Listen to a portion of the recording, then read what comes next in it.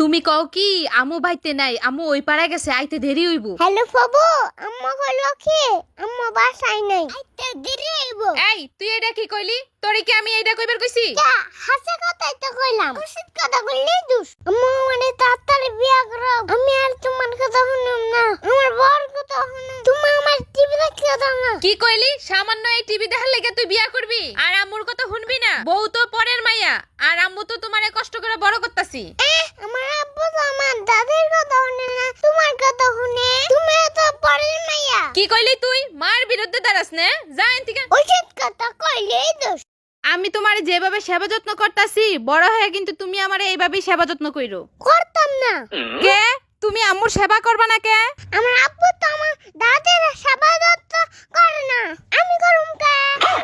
তাড়াতাড়ি টিয়া পয়সা পাঠাইও, আর এখন ফোন রাখো, পোলারে ভাত খাওয়াইতাছি। আমার আব্বু এত কষ্ট করে বিদেশ থাকে, ফোন দিলেই তুমি খালি টেয়া করো, একটু ভালো ব্যবহার করো পারো না? আমার বাপের বাড়ির টেহা দিয়ে বিদেশ পাঠাইছি, টেহা টেহা করুম না কি করুম? তোমার বাপের টেয়া তো দিয়ে দিছে, আর তোমার বাপে কি মাইনা টেয়া দিছে? তোমার বোনেরে মোবাইল দিছে, তোমার ভাইয়েরে বিদেশ নিছে, আব্বুর কত কি করব? বিদেশ গেলে শ্বশুর বাড়ির লোকেরে একটু করাই লাগে। তোরে এত হিসাব করতে কইছি, তুই চুপ থাক। উচিত কথা কইলেই দোষ।